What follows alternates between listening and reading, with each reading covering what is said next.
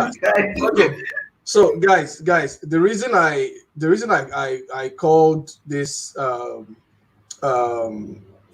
called for this forum is I've always had this thought at the back of my head that on leadership basically that are we really the problem, or are we just a victim of bad leadership, right? And there's a lot of take on that. There's a lot of nuances involved, a lot of passionate perspectives. But my perspective of the whole situation is that I look at developed countries and countries that have achieved great things, and I try to assess the level of leadership that has gone into that country over time. And I look at what we've seen in our recent history. And when I talk about our recent history, I want to start. I mean, pardon me for starting from 1960. That's a completely different debate altogether. But starting from 1960, I ask people, can anyone tell me about a period of maybe like a 5-year period of consistent, competent leadership, a strong, competent leadership for a period of 5 years or 6 years or 7 years? People struggle to come up with something reasonable, right? So I'm asking myself, what's our life expectancy in Nigeria? It's still below 50, right? Our life expectancy 54. I think the last time I checked, the last time I read 54, right? 54. And 54, yeah, and 1960 is more than 54 years ago. So that means that an average Nigerian was born after 1960. So we can say that an average Nigerian hasn't experienced good leadership for a reasonable amount of time. So you are likely a function of your environment, or you are a function of the investment that has been put inside you. You understand? And I think to myself that if you expect a Nigerian to behave better, what are we basing that on? Do we just expect people to wake up in the morning and start behaving like model citizens of the world? So I personally believe that it's leadership first before looking at the people. So I want to throw that out to you guys. So who wants to go first? Banya, you go.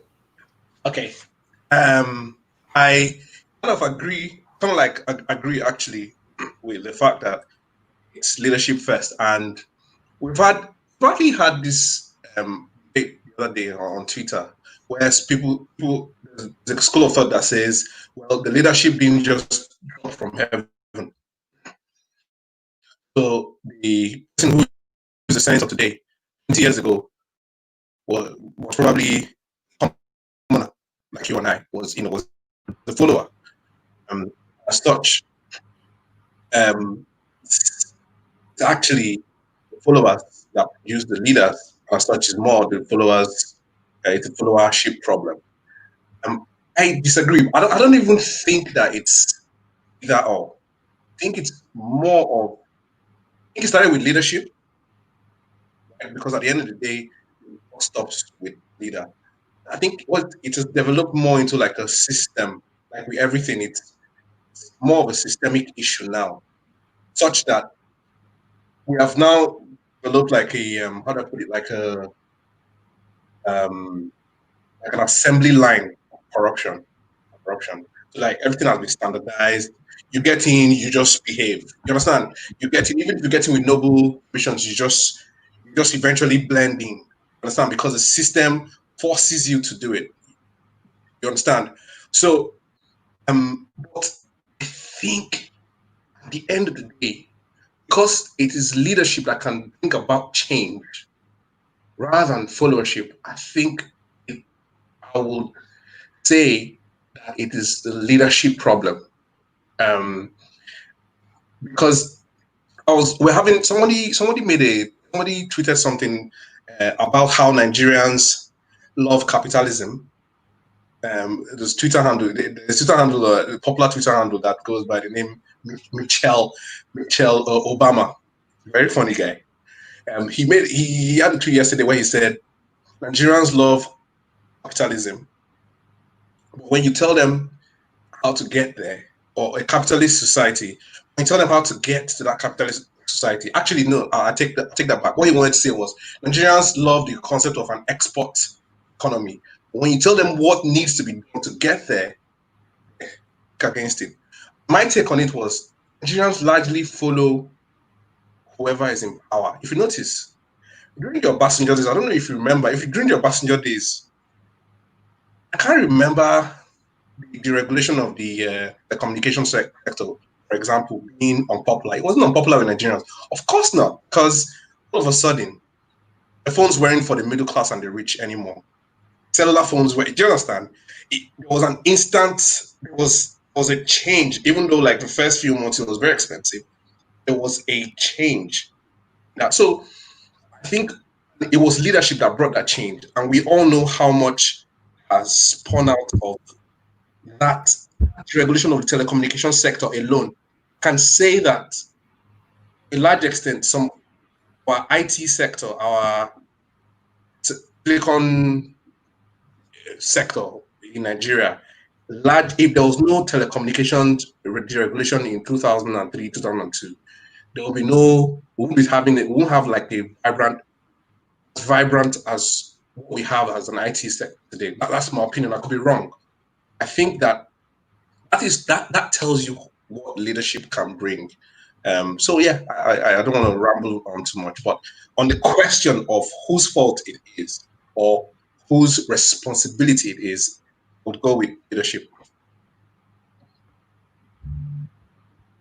Interesting.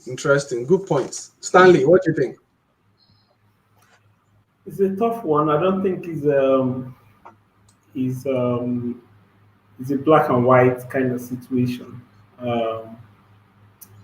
Both the citizens and the leaders bear responsibility, though. I think I'll put a lot of the blame on the citizens, because for me, I think that before they become leaders, they were citizens, and from my experience, I think that a lot of the things you see leaders be good at or fail at when they're in position of power, they were good at it or they failed at it when they were not in power. It's so I think that it starts with how we have we have seen our country grow, and how we have seen public service, because this comes down to how we treat people in power, and how they see their time in power. Is it an opportunity to serve, to lead, to set direction, to guide, versus how they live their lives, when they were private citizens. And for me, leadership starts from the very little things. For one, when I think I put more responsibility on myself is when there is no one watching me, right? That thing, I think, I'm at liberty to do one way or the other without consequences, where I tend to hold myself more responsible, right? And that's what leadership is. What are the things you do when no one is watching? That is the same attitude that a lot of us take when we get position of power, right? Position of power comes with, almost being above the law. So I think that a lot of what we see as a country starts from how we behave in our private life when we were ordinary citizens before political power came. And I was giving an instance the other day about a governor, and I was chatting with a friend, and we were talking about a certain governor. I said, that governor used to steal when he was a private citizen. Nobody can argue otherwise, right? That he's caught today stealing on tape is because he's used to stealing. If you were not a thief when you are an ordinary citizen, I think it will be difficult for you to go stealing when you're a public citizen, citizen. So I think that all of our problems starts with our ability to be good citizens of Nigeria.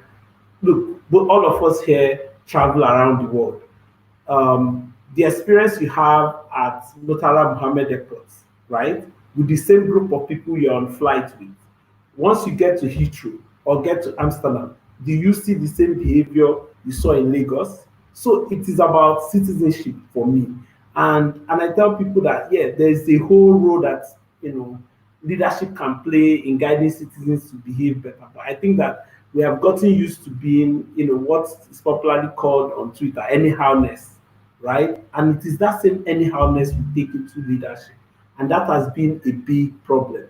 So for me, I think that citizens need to deliberately, by themselves, choose to do better first before, all of this whole leadership. After all, every single leader we have was an ordinary citizen. That's just the point. The summary of what I'm saying is that for every bad good leader we have, he was an ordinary citizen, and we may be lucky once in a while, get one good person in power. But think about it. For every time you have an obvious in power, I don't want to mention them. There were 20 other bad people. I could have given one example, but let me not get into trouble. But yeah, every single time you see one obvious in power, you have 20, 30 other people who were direct opposite of who she is, right? So it means that majority of us behave the other way, and that is who the Nigerian citizens are. It's terrible to say, but this is who we are. I think it's largely a citizenship issue for me. Okay, Stan.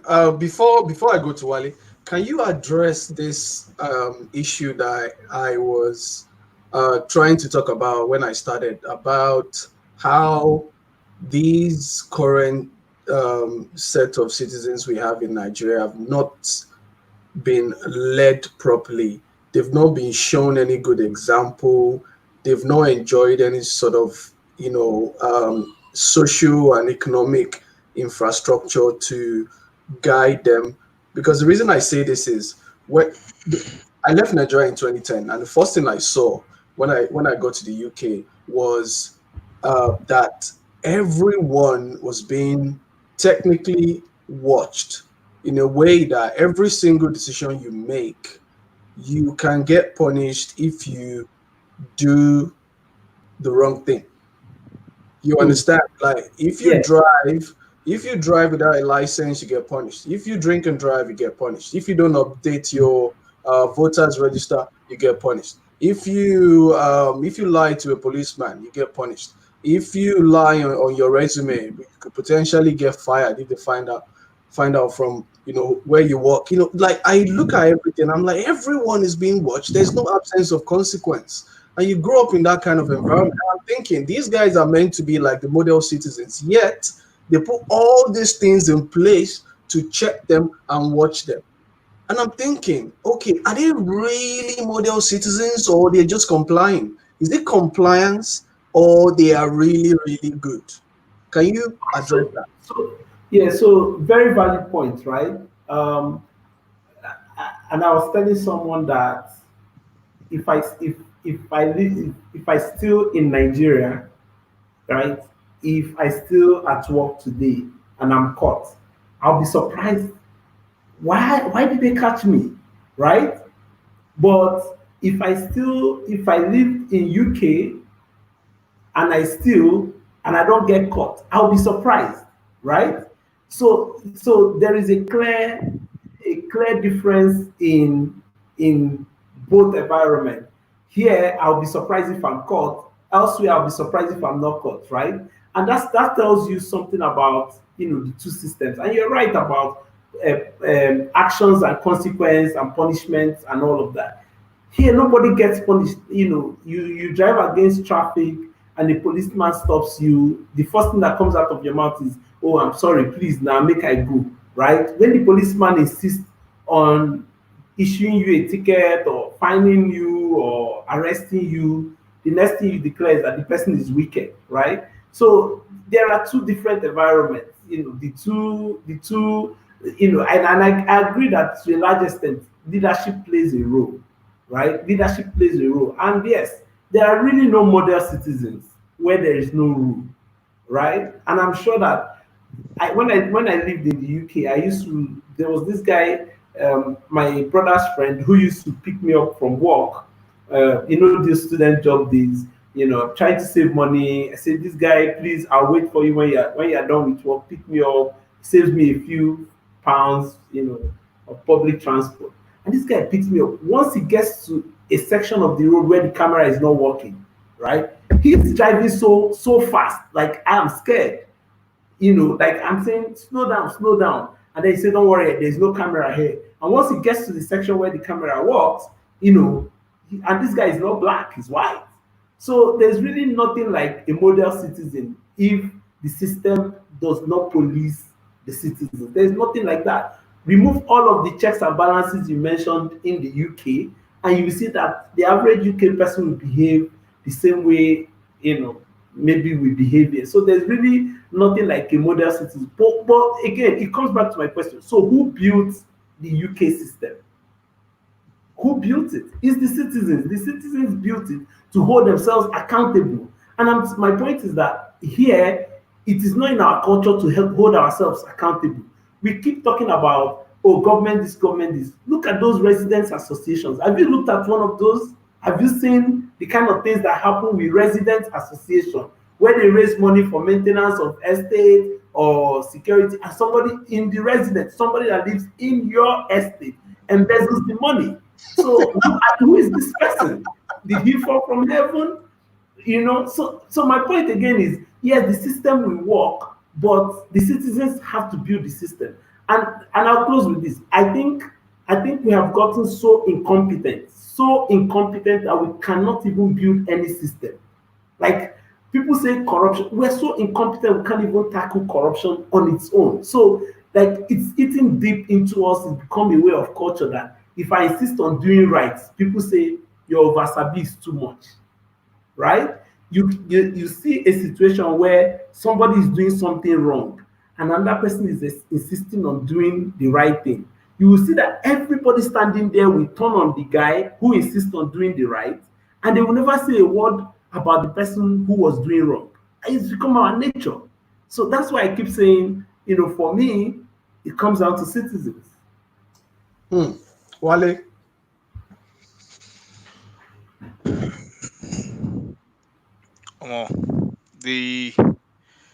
Honestly, I mean, when Stanley was starting out, he said, it's not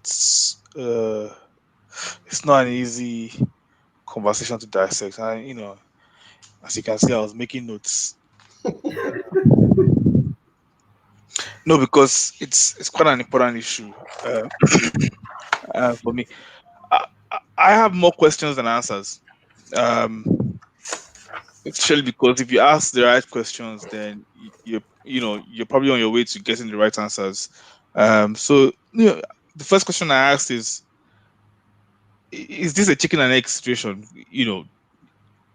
Are you, which one comes first? You don't. So I mean, if you then ask yourself that question, leadership or followership, then the next question you want to ask yourself is, how do you choose, or where do leaders come from? Are leaders born or are leaders made?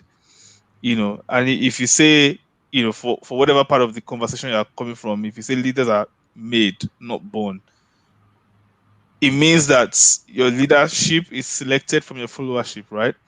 Because most times, except there's, a colonization, your leadership is coming from within the followership.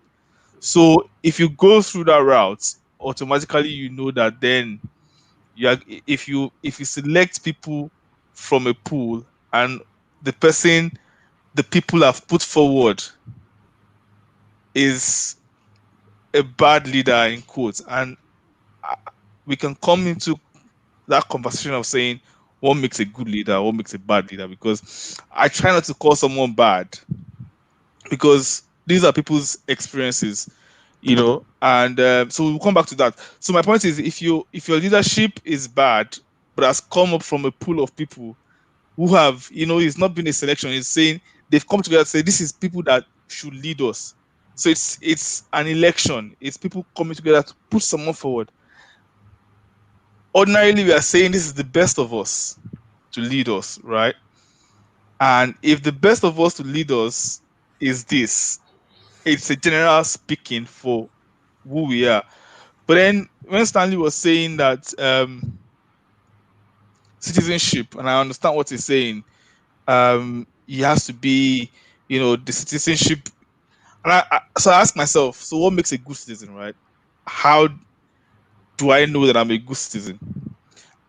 And honestly, an average Nigerian cannot tell you what makes a good citizen. And so if someone does not know what it means to be a good citizen, then they cannot enforce the modality of good citizenship, which means that if you give them the mantle of leadership, they have no idea what to police. And I'm using the word police because that's what systems understand, right? You have to have infrastructure. Sorry, you have to have institutions. And that's the next thing I'm coming to say. If we have a bunch of citizens who are good, talking about the idea of UK versus Nigeria, are people complying to versus are people model.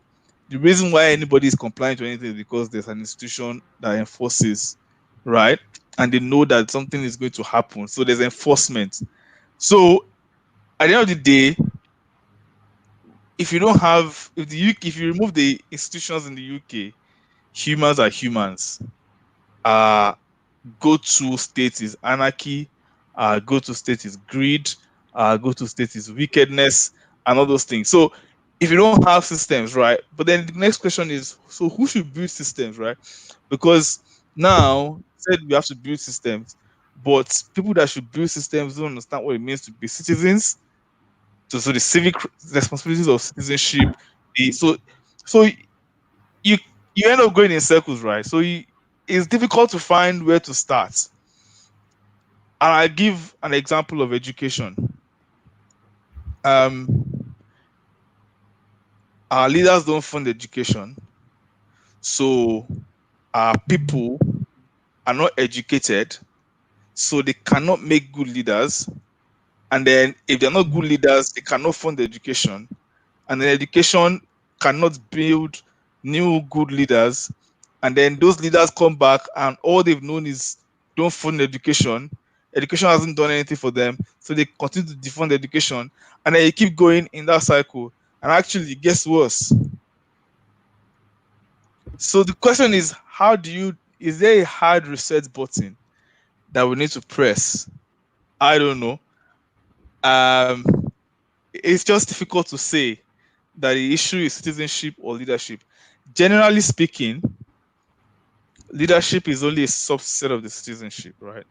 So if you are going to address that problem, you're better off addressing the issue of citizenship, which is where I align with everybody else, Stanley and Gani. You have to align. You have to address, because you can only pick good leaders from that bunch of citizens. And if peradventure someone comes from World Bank or UN and we elect them, unfortunately, one person, and we've seen it many times in Nigeria, one person will come and very easily the system will either spit them out or suck them in. So we have to address the issue of systems. You have to address the issue of institutions. You have to address the issue of collective understanding of what it means to be a good citizen. And that's how I see it. Interesting. To be honest, yeah, it's a very, very tough one. It's a very, very tough one, and I think about it every time, and you can see like no one has been able to, like, nothing is cast in stone. The technicality of the topic itself is mind-boggling, especially in a country like Nigeria. So, Bani, let me ask you, what do you think if I were to if you look at the numbers right now, you look at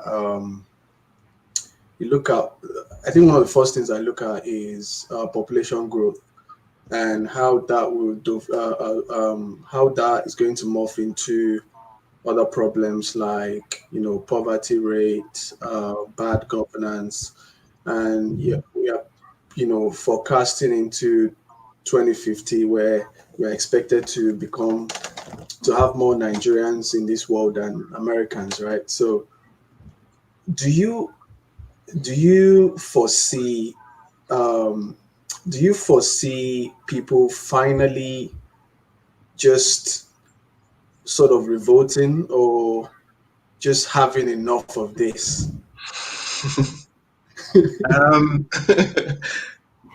It's a bit of a tough one, and I'll first start by saying, do we really have census figures that have integrity? Do we really? So that's where I'll start from. Before we even start talking about projecting, start talking about whether, you understand, know that as a nation we have a large population. Do we know exactly how many we are? Yeah, so the credibility of that debate is so the credibility of those numbers is under debate. I know. That's the problem. It has been questioned a lot. And then that puts any planning you make around those numbers to null. It already defeats any planning you make with inaccurate numbers. Exactly. Exactly. So we don't actually know. Two things. We don't know how many we are. There is a political incentive not to know. It's perverse. But in other countries, in normal situations, you actually want to know. But in Nigeria, for the political elite, it actually serves a very warped purpose for us not to actually know how many we are. That's number one. And number two, for large sections of our boundary, we are unpoliced and porous. So we don't know how many we are. We don't know how many comes in. We don't know. So there's that fluid situation. So before I answer that question, what I will say is we should rather make data collation in terms of, it doesn't have to be census, things like the national ID card project, SIM card registration, we can we can increase and improve the integrity of those data sets, then centralize all of these different data sets that we have. So we have SIM data collection, we have ID card, we have immigration, we have everything working at cross purposes, we have VN. So if we bring all of that together, I think that will give us, I think that's the most accurate picture of how many we are in Nigeria, if you ask me. If you bring our BVN data, measure it against, you run it against how many people we have on our immigration database, you run it against how many we have on our national ID card database, and you run it, you take out all the inaccuracies and all because obviously there will be inaccuracies here and there. I think that will serve as a platform. You can say, okay, this was an idea. It's an idea alone. So I don't even know. So the thing is, I don't know whether it will get to a point where we'll revolt as Nigerians, to be honest, because Nigeria is, I used to think that we're like India, but we are actually a bit more unique. Actually unique as a country. Our diversity is not our strength, unfortunately. And I know this is a controversial take, but our diversity of ethnicity, diversity of different nationalities, actually not a strength. And this is a major factor. There is a mutual distrust. And so really, this is what our political elite, it's clear. This is what they've used against us. So I don't know Nigeria that distrust will finally just go. And then, because Nigerians have to come around idea, say enough is enough before there can be that successful revolt. Anything outside that will just be, in my opinion, senseless sectional bloodshed. Because all that will simply happen is the one section of the country will rise up and say and color and color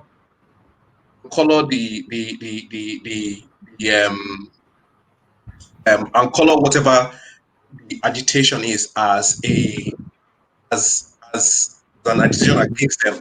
Understand? especially if the son from that region is in power, they'll say, "Oh, it's because it's our time," and that. Do you understand? And immediately that takes an ethnic and regional coloration, and that's the end. You can't really Nigerians will get to that point where I don't see Nigerians getting to that point, to be honest. And also, going back to what Stanley and I want to what Stanley and Wale talked about earlier on. There's something. So apart from the fact that that's another thing I noticed in this country. So apart from the fact that there is a policing of bad behavior, it's actually an incentivizing good behavior. That's very key. So, for example, if you have a clean license, there are certain jobs you can get. You can't be, I don't think you're allowed to be in the police. I'm not sure. I know there are certain parts of the police you can't be if you don't have a clean license. There are certain jobs you can't get if you don't have I'm not saying you have convicted. I'm not saying you have gone to jail for dangerous driving.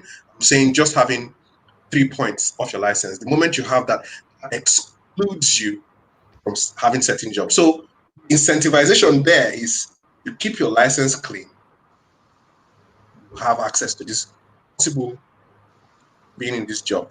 Then also is this there are the other quite nuanced incentivizations in the background, like some insurance companies tend to look at, although they say they don't, but they tend to look at to your license because it's an indication of your risk. When they're measuring your risk profile, if you have 9 points on your license, in someone who has no points, the tendency is that you pay with 9 points, you pay more for your insurance. So I'm just quickly.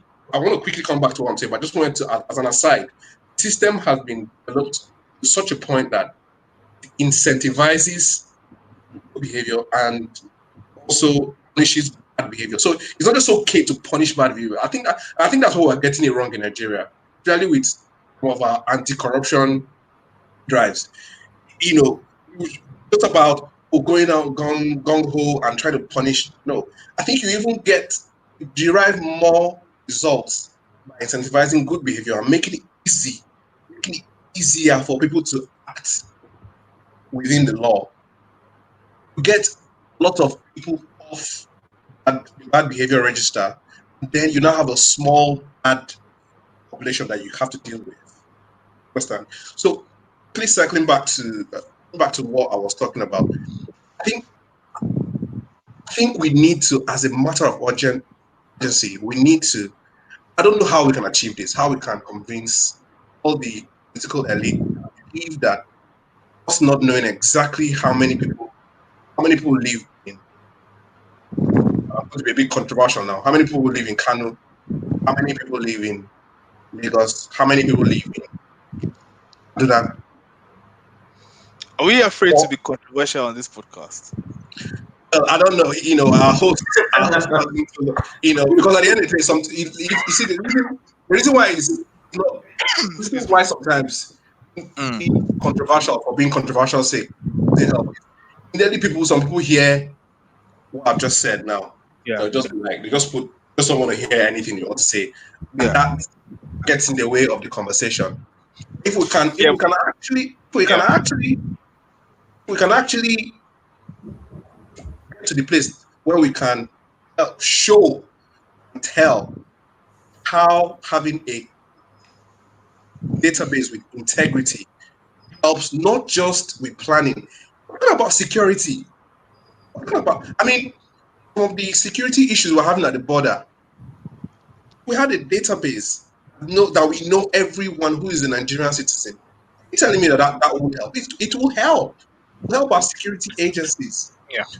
So there's data is king, and we're not dealing with that. So we need to. I don't know how we can convince our elite to see that knowing how many we are is an advantage and not a disadvantage. Because there's this perverse belief. All right, I'll just make this point and then I'll finish it. So there's this perverse belief. You hear it bandied about a lot on social media. There's this perverse belief that the more we are, having many people is an advantage. No, some of the most prosperous countries in the world have very few people. Norway is sitting on $1 trillion of cash, not debt, like most other countries. Norway is sitting on there's like 5 point something million people. So here you go. So yeah, I don't want to talk too much, but I don't, to answer your question, I don't see us. Two things: we don't know how many we are. Is no incentive to know how many we actually are, and thirdly, I don't see Nigerians rising up and saying enough is enough. I think what will keep on happening is we'll keep on seeing increased in violence, gangsterism. The results of those terrible, the side effects of not planning, side effects of poverty, crime and all of that will just keep on rising. In 15 years ago, if you told Nigeria that we'll become a kidnap and terrorism capital, everyone will laugh at you. You understand? 2 years ago.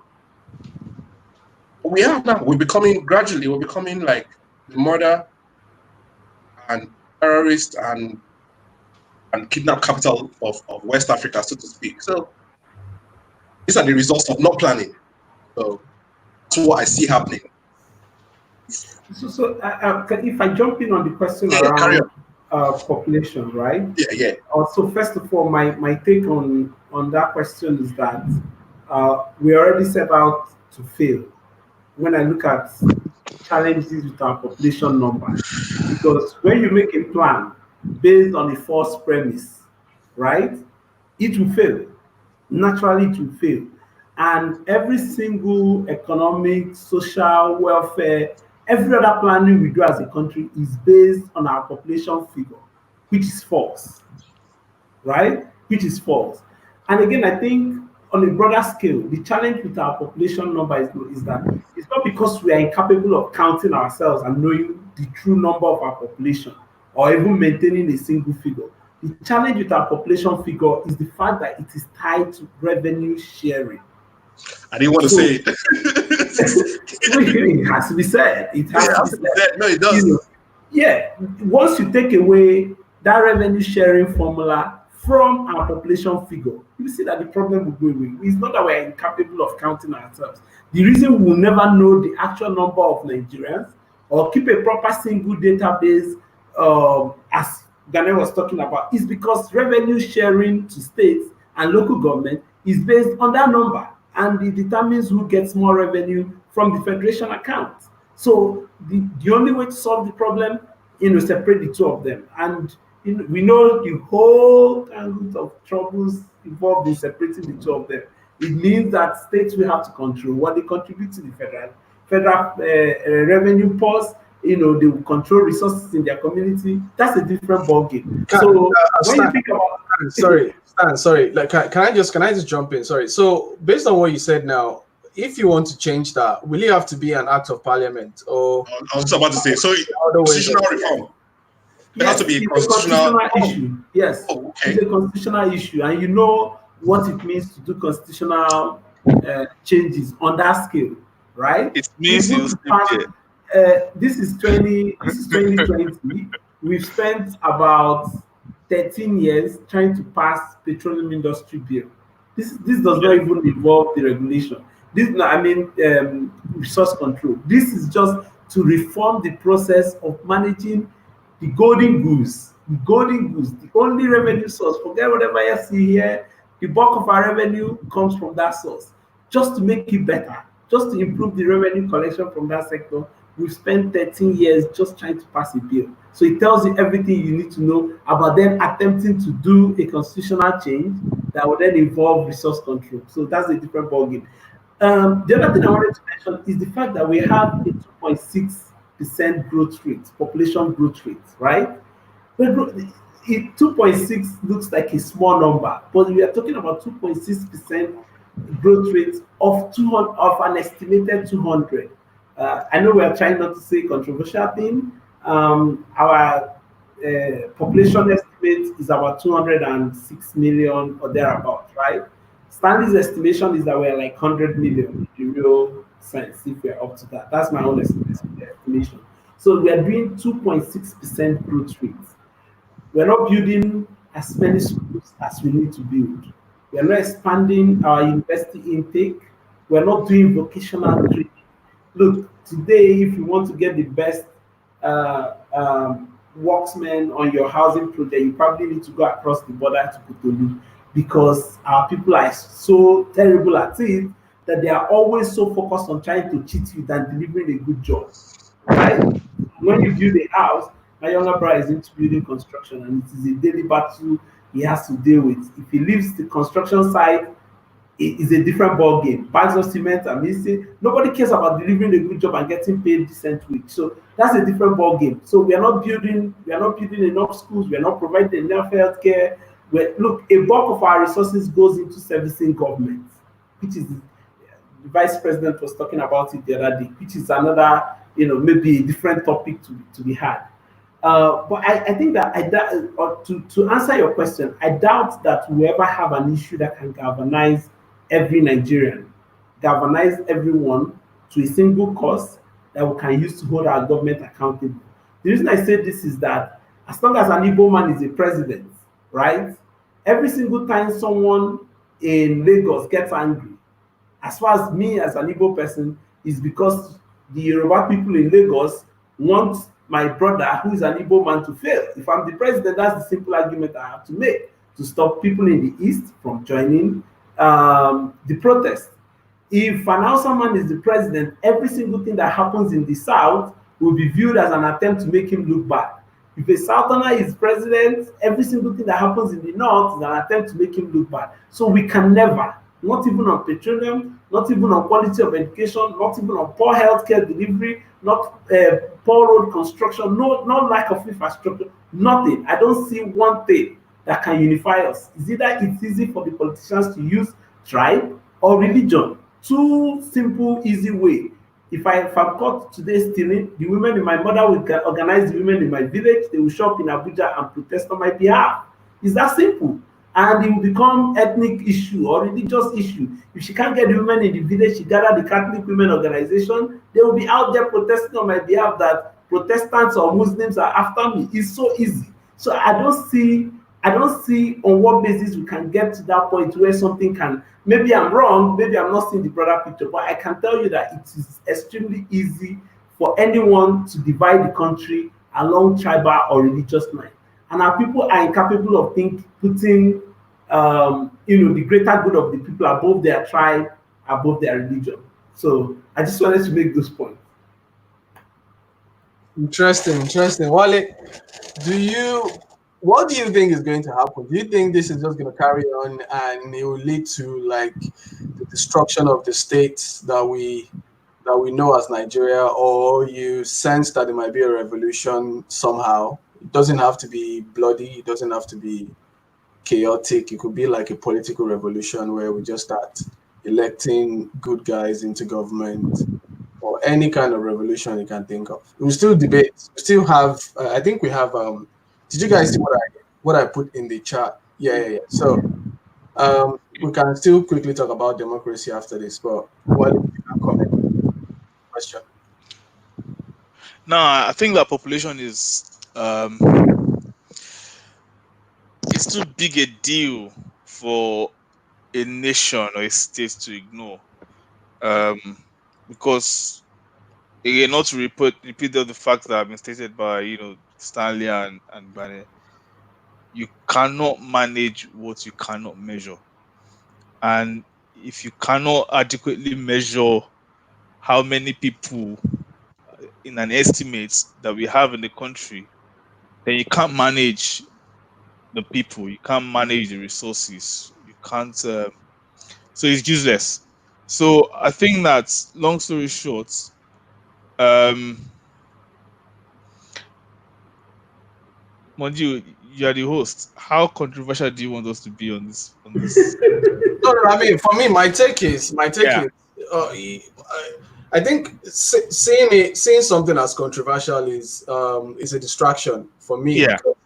I think we should focus on being honest, right? So if you Exactly. are speaking to, if you are addressing a reasonable audience, or you are speaking to a reasonable group of They people, can see and they you're can see through what I'm saying, right? And they can exactly, understand what because I'm saying. exactly, because we are all Nigerians, so it gets to a point where we know the truth, and we just have to be honest. No one's trying to break anyone's head, So It's just yeah, makes so sense.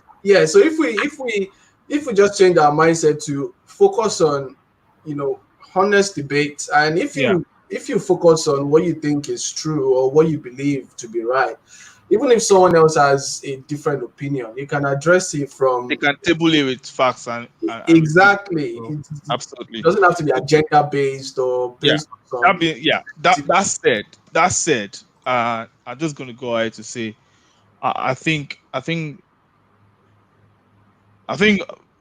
population is going to cause us so much trouble. It's probably going to be the biggest reason or the quickest way to separate us as an entity. And I'll explain why I said so. Canada is about 30 times the UK. You already know that, mon Dieu. And the population of the entire nation of Canada is half the Sorry, population of the UK. when you say 30 times, you mean like geographic Mass size. Yeah, land yeah, size? Land land, size, land yeah. mass. Yeah, Yeah, landmass. Yeah. yeah, more than 30 times the UK, and then the people in there are what? Half 5 million. 35 million. Yeah. So let's take the UK as an example. The UK is a tiny island, and because of that, look at London, 6 million people going to 7 million people, a fraction of Lagos's population, right? Smaller than Lagos, as it were. But look at the infrastructure that is powering London and is almost breaking. You lived in London, Modu. You know that London's infrastructure is Yeah. thin, Yeah. almost breaking. And it's the reason why people are living outside the country, people are living into the hinterlands, coming to Yeah. Northwest. Better than New York, though. My point is that if you don't measure your population, you can't manage and build infrastructure. If you don't have infrastructure to support the people, the population, you are going to strain what you have, break it, and then have anarchy.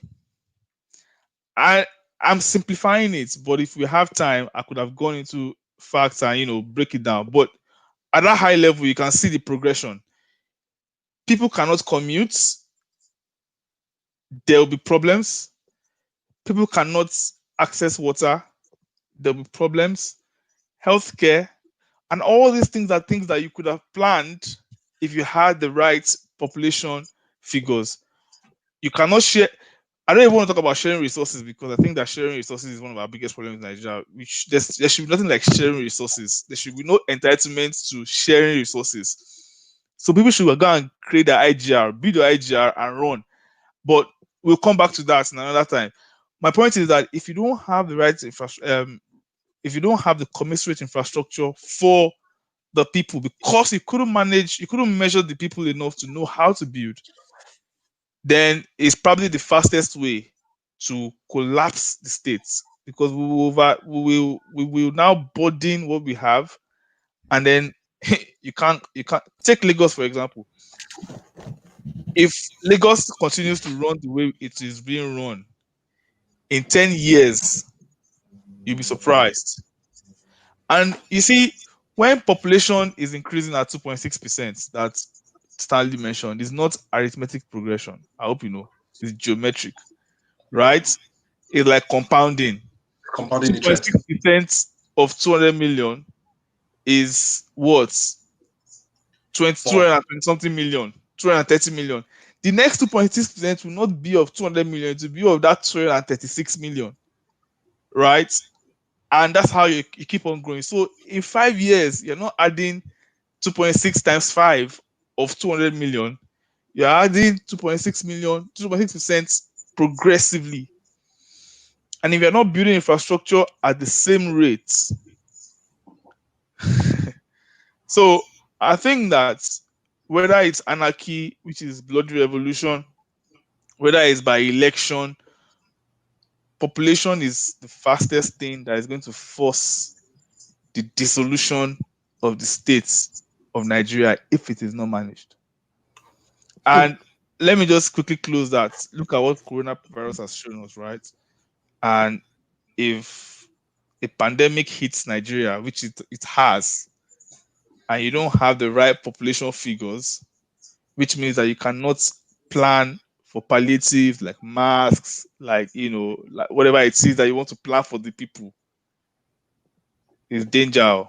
It's danger. Yeah, Kwane, you wanted to say something.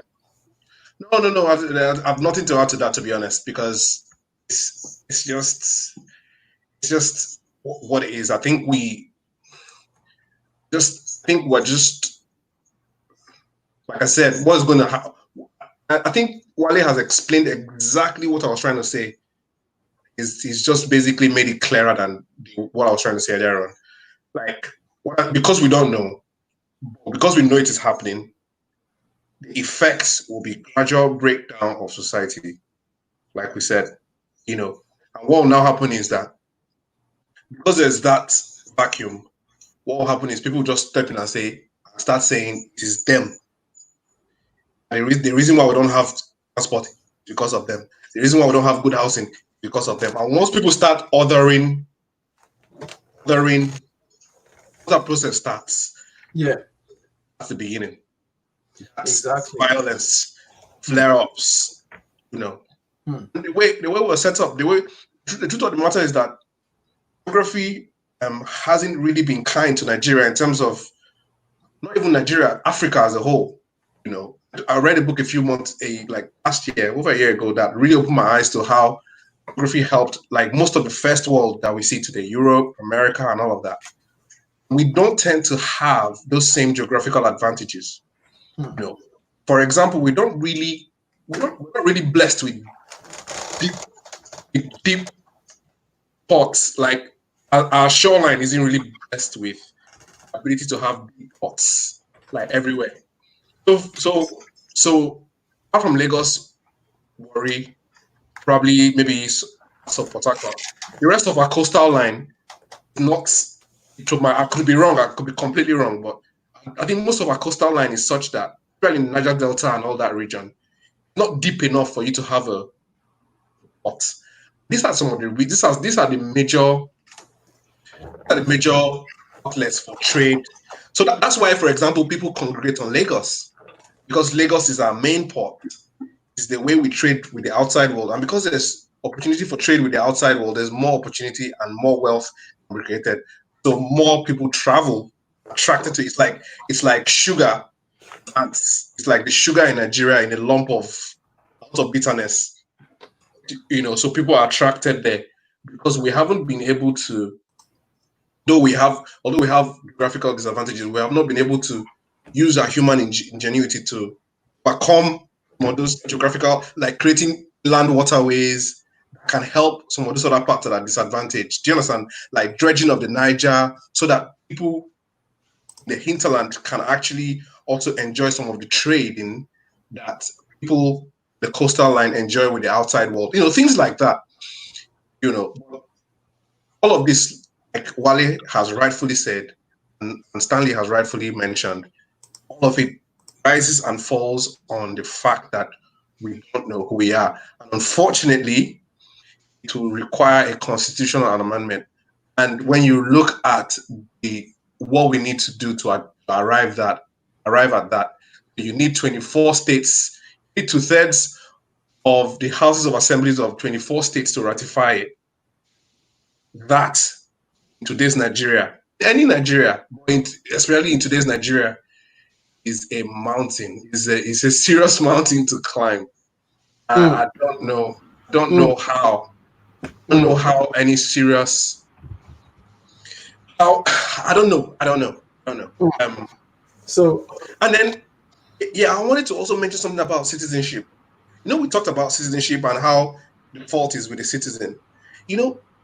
Something to my when Stanley was speaking, especially, and I agree with him. And the reason also goes back to what we're all saying. So many things we don't know. Who are we? Who are we as a country? We don't have an identity. We don't know how many we are. Fundamental things, we don't know them. And those are the things that actually play out in the quality of citizens that we have, which actually now plays out in the leadership. We don't know who we are. What are we as a nation? You understand? There's no collective national, there's no collective Nigerian identity or dream or anything like that. You can't blame anyone for not having that, because everyone is just, well. We all want to hammer. Stanley, let me. To a large extent, you are right. No. See, Wale has made it. It's funny. Wale has made a point, and where did we get that from? From popular culture. Honestly, the only thing that has defined, and it's a very serious thing, the only thing that has defined Nigeria's identity to a large extent is our popular culture. Afrobeats, Nollywood. That's the only thing that we can actually, to a large extent, coalesce around and say, oh yes, come around, gather, and say, hey, this is what it means to be a Nigerian. But I think it needs to be more than that. But you're right, we all want to hammer. That's typical. That's a Nigerian dream. Hammer. Hammer. Okay, we have about 9 minutes. I have one question for Stan. So, do you think, considering the challenges we have and how you guys have, expertly explained or laid them out, do you think that whether it's in the medium run or medium term or the long term, do you think democracy can deliver what we actually need today? Wow, that's a tough one. Maybe I'll say maybe it can.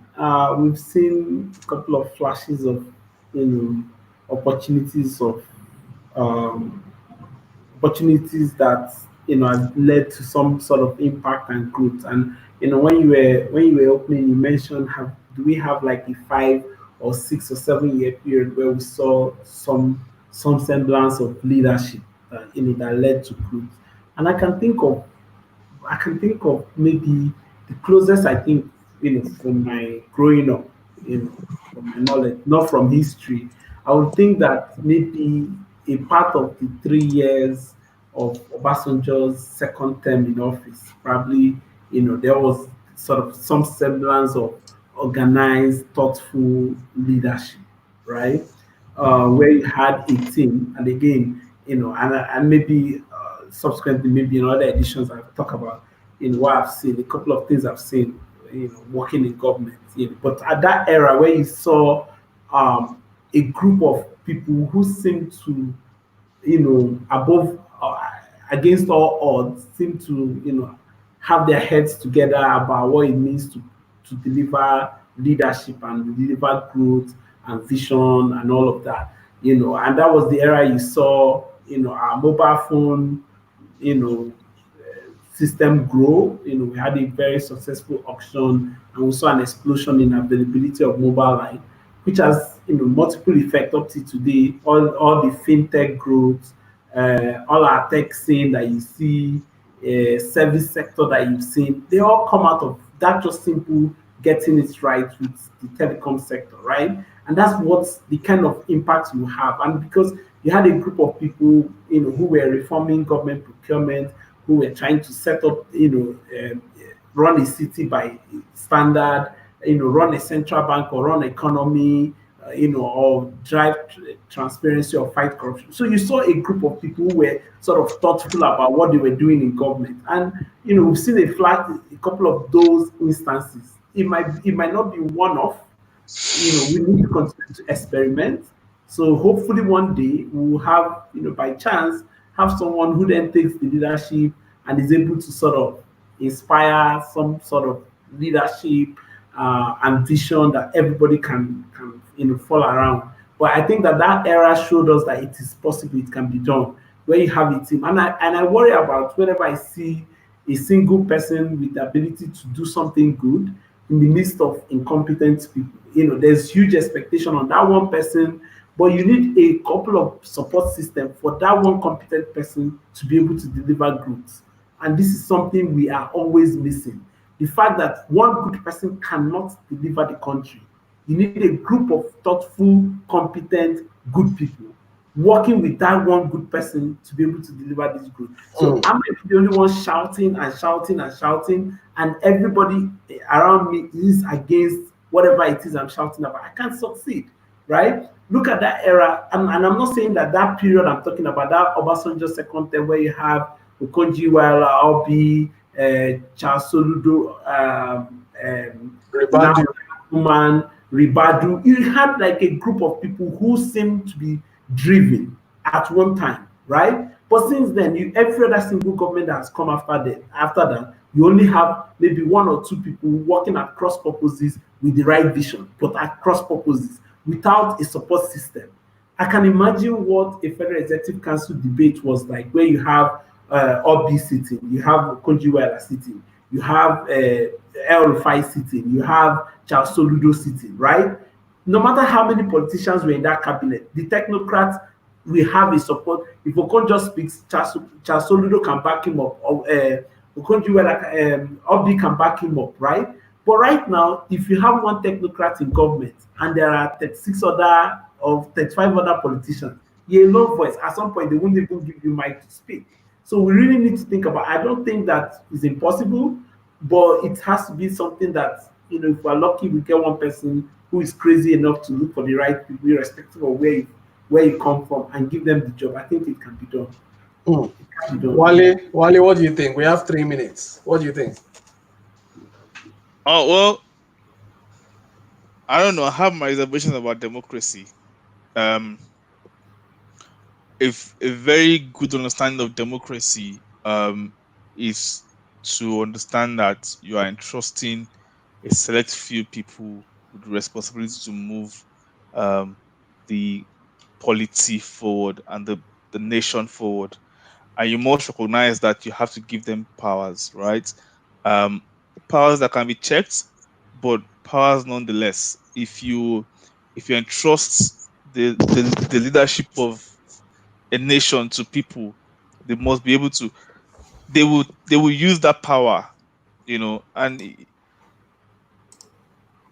democracy hinges progress on the long run when there is no collective identity, like Bane mentioned, when there is no collective ideology, when there is democracy is a distraction, when there is a wide array of diversity, when the things that bind us together are fewer than the things that separate us. Democracy is a problem when you have things like geopolitical zones, when you have things like national quota, when you have things like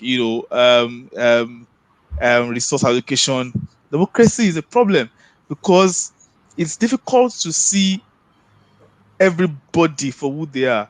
And I saw a video from Ken Saro-Wiwa talking about the fact that if there are 3 people in an ethnicity, but you have recognized them as a people, then you have to listen to them.